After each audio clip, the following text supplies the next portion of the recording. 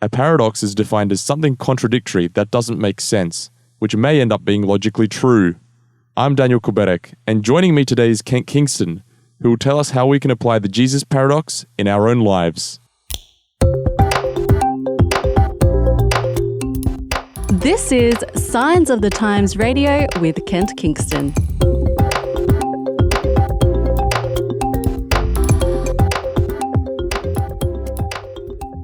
Welcome to Signs of the Times Radio. For most of you, my voice is slightly a little bit unfamiliar because I'm not usually the host of the show. That's usually Kent, who's actually joining me in the show today because he wrote an article for us in the March edition called Jesus Paradox. Kent, how are you?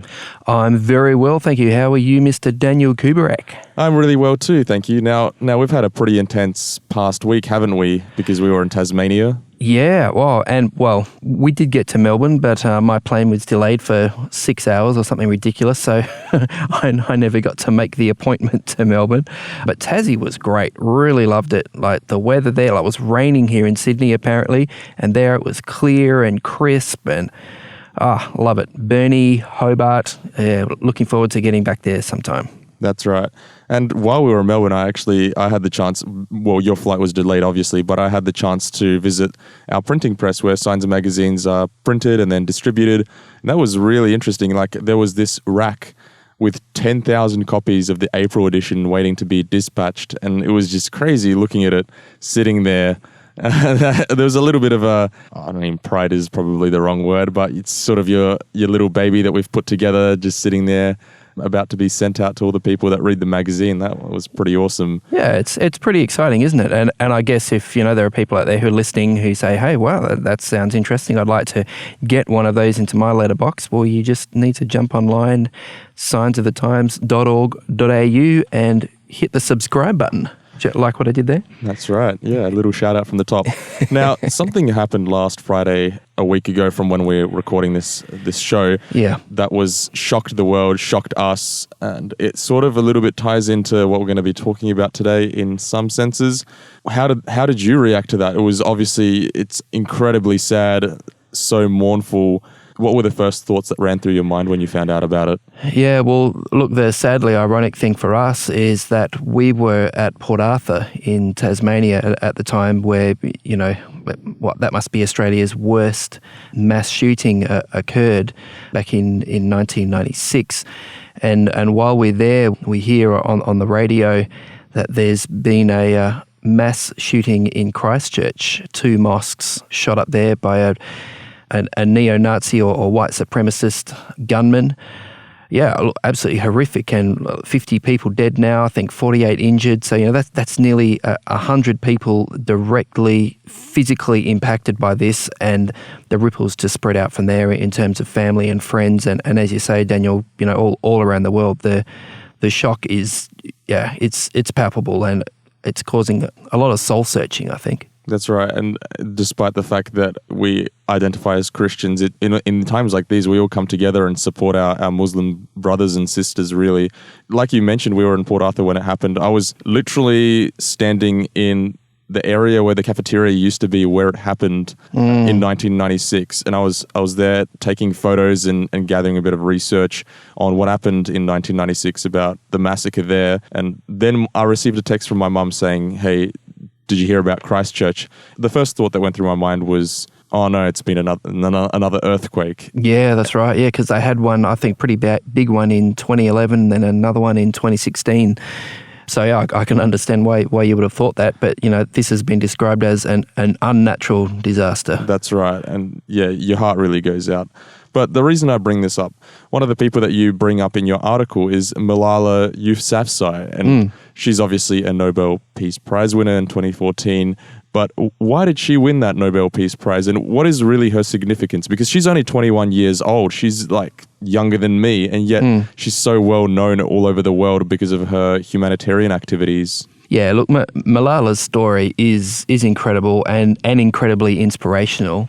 The story goes right back to when she was 11 years old, and she comes from a Muslim family who lived in the Swat Valley in Pakistan, a beautiful area in Pakistan, but it was an area relatively close to the Afghanistan border, and it was an area that was targeted by the Taliban, and the Taliban actually took over Pakistan's Swat Valley, and a part of their agenda and their program was to shut down girls' education. They believe basically that the place of a woman and a girl is safely tucked away at home, while it's the men, who do the public duties, and it's the boys who get the education in order to prepare them to be men. So Malala was basically, forced to leave school, which she absolutely hated. I mean, like a lot of 11-year-olds, she absolutely loved school. Her dad's, quite an educated man and had been,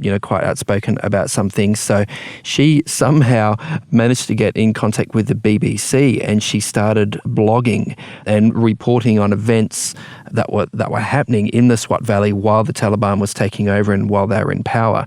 This was all done anonymously, as I said, so no one really knew who she was. But there was, I guess, a lot of interest worldwide in her telling her story about this and her expressing her annoyance at the fact that she'd been, kicked out of school simply because she was a girl. I mean, I guess a lot of us may have had our 15 minutes of fame, as Andy Warhol, said back in the 60s or 70s. But Malala used this, even like after the Taliban left and even after her identity became known, rather than sort of getting on with her quiet life, she continue to be passionate about girls' education and continue to use the little bit of sort of fame that she'd gained through this to continue to advocate for girls' education. And yeah, boy, she did it in Pakistan first of all, and the remnants of the Taliban were still around. There's still extremist groups there, to this day, as we know. And very sadly, a few years later, she was on the bus on the way to school, and a gunman came onto the bus and asked, "Who is Malala Yousafzai?" And she said, "It's me." And at that point, he shot her in the face. The bullet, didn't kill her instantly, but it did go sort of through her face and down into her shoulder. I guess, the shot was coming from above. And this sort of, I guess, because she did have this sort of notoriety, she was rushed to hospital and eventually ended up in the UK, where she actually recovered incredibly enough. And that was, a worldwide story. That gave her even more attention than before. The media just went nuts. And once she recovered, did she shut up and retreat into safety? No, she continued even further her advocacy for girls' education. And, she's been to refugee camps in Syria, refugee camps where, Syrian and Iraqi refugees are there, and, the kids don't have school, and she's helping set up schools there and all this sort of stuff. So, yeah, it's not really surprising that the Nobel Prize Committee saw her as someone worthy of receiving the Nobel Peace Prize, which she did. So, yeah, look, that's Malala's story, and I just find her incredibly inspirational. He's just this, this Muslim schoolgirl who's having a worldwide impact and just seems to have this incredible moral authority. Those of us who know you know that you're a very passionate social justice advocate in a way. A lot of your articles raise social justice issues, and it's something that you talk about quite a bit. What's it about this story that really draws you in? Is it because she's so young? Is it because she's faced this trauma and is sort of surpassing the adversity? What is it about Malala that had really caught your attention and made you want to make a comparison later on in the article to one of the greatest figures in history? Jesus Christ himself, yeah. I think Malala's story highlights for me a strange law of nature or of the universe. Perhaps it's not really a law of nature. It seems to go opposite to the laws of nature. We see sort of survival of the fittest. In nature. Nature is red in tooth and claw, and he who has the might has the right.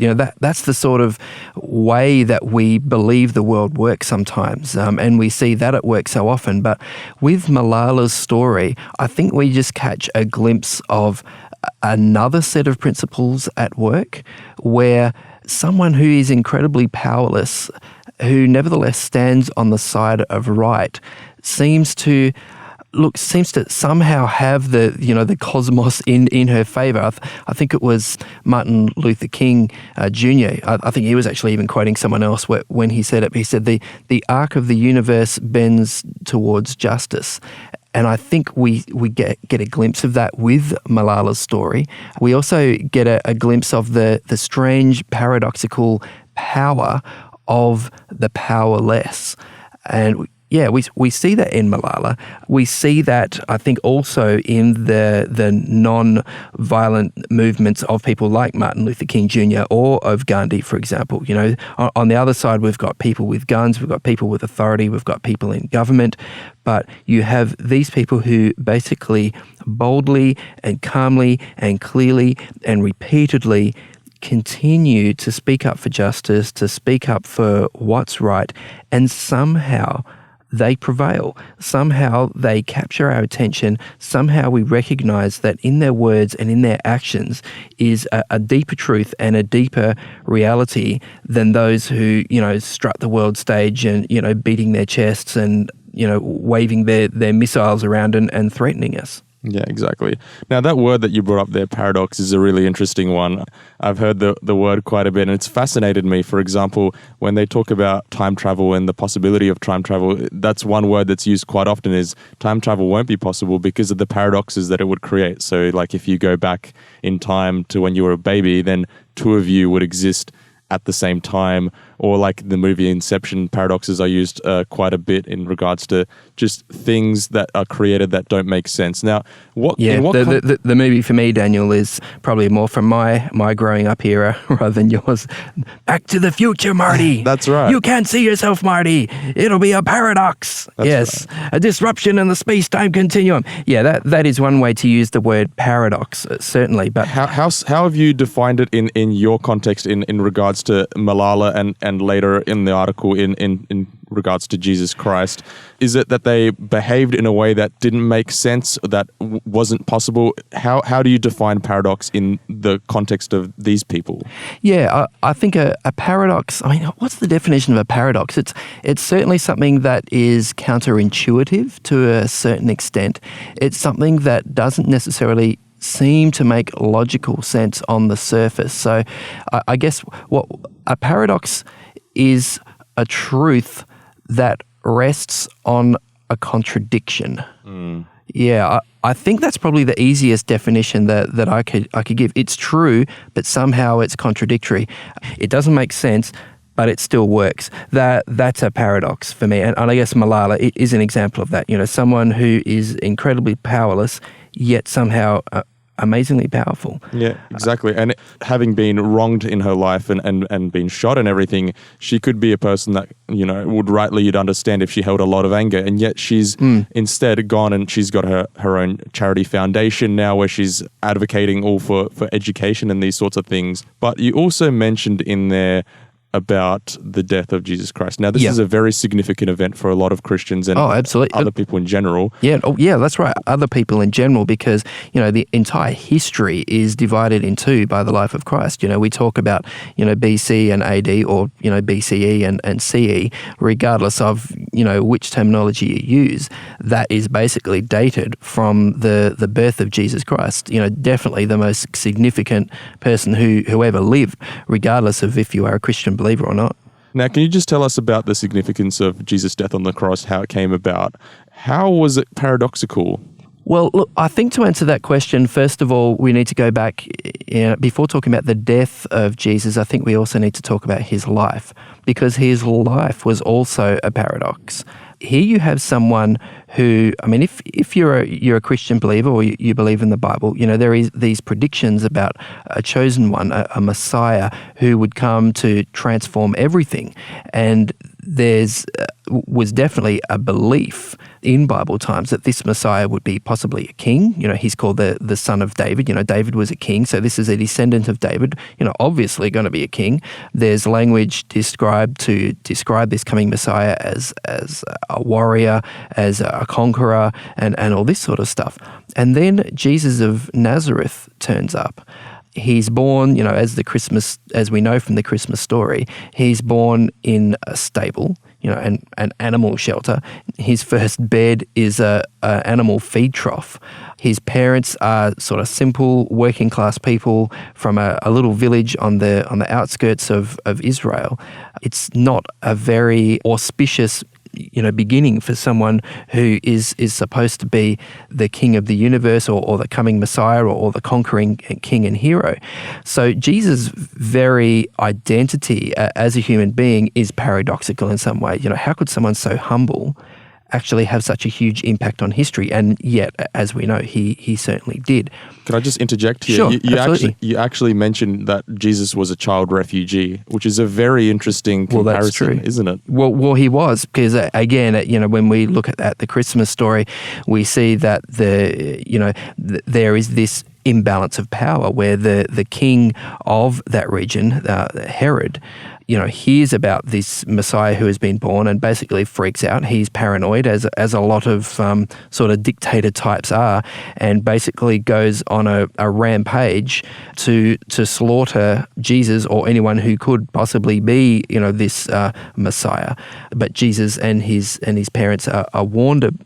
Well, Jesus' parents are warned about this, his father in particular, and they escape over the border into Egypt, which is exactly the definition of a refugee. You're facing oppression or persecution in your own country, so you have to disappear over a border and seek refuge in another country. And that's exactly what Jesus and his family did, when he was just an infant.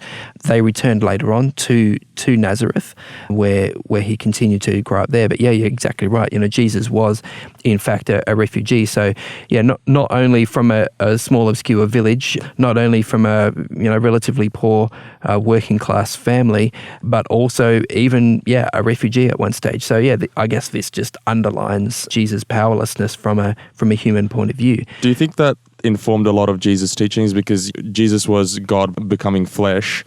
He does end up having a lot of social justice teachings, like in the Sermon on the Mount that you mentioned in your article, Matthew chapter 5-7, where he talks about the meek inheriting the earth. Do you think that those experiences informed that? Yeah, look, it's interesting you use the word social justice there, because I know some people have pounced on Jesus' life and teachings and seen a message of a fairly, I guess, leftish political message there. I'm not sure we can truthfully do that. I mean, yes, Jesus did uphold the poor. Jesus did uphold the oppressed. Jesus, as you mentioned, Daniel, in the Sermon on the Mount, he basically said, hey, look, if things are tough now, but listen, you guys are the blessed ones. He seemed to be saying that in a spiritual sense more than anything. He had people, even amongst his own disciple group, who really believed that the Romans, who were the pagan empire that was occupying Israel at the time, like Simon the Zealot was one of Jesus' disciples. Now, the Zealots were a group who believed that those Romans needed to be kicked out. Jesus didn't identify himself with the Zealots. He never said anything about overthrowing Roman authority, and this is, I think, puzzling for those of us who are attracted to a social justice sort of message. Those of us who, I guess, get into that whole sort of Marxist sort of class warfare sort of idea that Jesus takes sides, and he takes sides against the rich with the poor. Well, I don't know. Jesus went to rich people's houses. He hung out with collaborators of the regime. Jesus' way seemed to be not so much, identifying just with the poor, not so much identifying just with the rich, but he seemed to accept all people as human beings. He challenged all people on their lives and what they were doing. He challenged all people to accept the kingdom of God. And yes, I would have to concede that Jesus' harshest words were reserved for the religious leaders of his own nation. That is absolutely true. He was really tough on them. But I think to call Jesus a social justice warrior is to be inaccurate. He was, yes, there are aspects of that, but there's more than that. There's a real temptation with Jesus, I think, to make him in our own image, to sort of try to squash him into our pre-existing ideas. And I've seen this done, with liberation theology. I've certainly seen it done with people who are, wealthy and rich in the West who, say, when Jesus says things like, give all your possessions to the poor and come and follow me, and that they very quickly reply, but of course Jesus doesn't require that of all of us, as if they're trying to look for a loophole. Jesus did require that of some people, and surely the question we should have, if we are a richer person, and if we live in the West in a place like Australia or New Zealand, then yeah, we are a part of the 1%, really. So the question for us is, what if Jesus did ask us to give up our wealth and to give to the poor and follow him? It's a bigger, Jesus' identity and Jesus' agenda was much bigger than simply social justice. Now, you also mentioned in your article about the death of Jesus Christ and the significance of that. How does that event sort of inform the Jesus paradox, or what does it tell us about the Jesus paradox? Well, look, Jesus, through his life and teachings, suggested this sort of paradox a lot of times. I mean, you mentioned the Beatitudes, absolutely, blessed are the poor in spirit. What? How that doesn't make sense. He also said things that just seem crazy to us, like the first shall be last and the last shall be first. He said, the one who tries to save his life will lose it, and the one who loses his life for my sake will gain it. All these sorts of strange paradoxical things. And yeah, the way that he went to his death, I guess, reinforced this paradox, and perhaps every other paradox that he lived and said up to that point was leading up to this, final climactic, crucial paradox, and that is the image of Jesus on the cross. This just seems like a crazy idea. Here is someone who was prophesied about for hundreds of years or thousands of years beforehand, someone who's supposed to be a conquering Messiah, and there he is, considered a criminal, convicted in a kangaroo court, totally corrupt process. He's tortured, he's whipped, and then he's nailed to a wooden frame, a wooden cross, and left there to dangle and to die. I mean, how much more powerless can you be? It's the ultimate act of humility, really, isn't it? Well, humiliation. It's the ultimate act of humiliation. The polite pictures and Christian pictures and statues don't show us is that, crucifixions were often done naked. So there's every chance Jesus was actually pinned up there absolutely naked, which is seen to be a humiliation in that culture. And I think today even we would see it as a humiliation and an incredible loss of dignity. And yet the words that Jesus spoke while he was on the cross, there were two thieves who were crucified, one on each side of him, and he offered, one of those thieves who said, Lord, remember me when you come into your kingdom. He said, look, I tell you today, you will be with me in paradise. He said these profound words. He saw his disciple there, John, at the foot of the cross, and his mother there, and he asked that disciple to look after his mum and said, look, from now on, my mum is your mum, and mum, he said, John, my beloved disciple, will now be like your son. So he said these things, and and the thing that really blows me away is that he prayed to his Father while he was there being crucified. He prayed for those soldiers who were actually in the process of, nailing, spikes through his hands and feet. He said, Father, forgive them, for they don't know what they're doing. I mean, that to me is incredibly transcendent. That says there is something going on here that is beyond the everyday. The way that he died was an incredible paradox, and yet because we see these glimpses of some greater order, some underlying principle, I guess as C.S. Lewis says, in The Lion, the Witch and the Wardrobe, there's a deeper magic, at work. Maybe some of our listeners won't be comfortable with that message, but if you've read the book, you'll know what I mean. There is something going on here, and I guess the truth of that paradox was vindicated when Jesus actually was resurrected, on the third day after he died, and that showed us that, as Jesus said, the one who humbles himself will be exalted.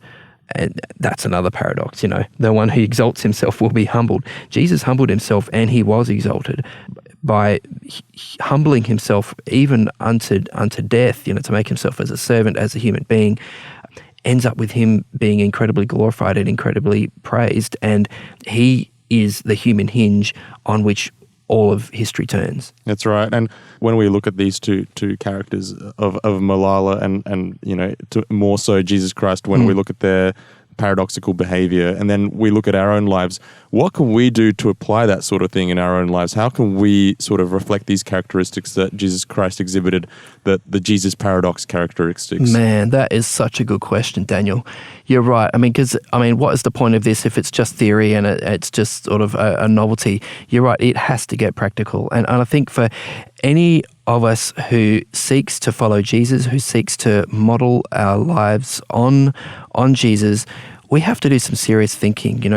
There is the way of the world, the way of power, the way of domination, the way of basically, strategizing in order to get on top, to have the upper hand. But that's not the way of Jesus. The way of Jesus is to love your enemies. The way of Jesus is to be vulnerable. The way of Jesus is to make it possible for people even to take advantage of you sometimes in the service of a higher order, a set of higher principles.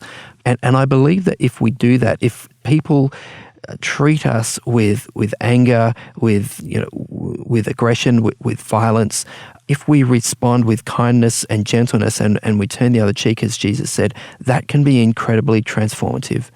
We've seen this in Christchurch, with these Muslim congregations, that, they haven't responded with violence. They haven't responded, no doubt they feel angry, but they haven't acted out that anger.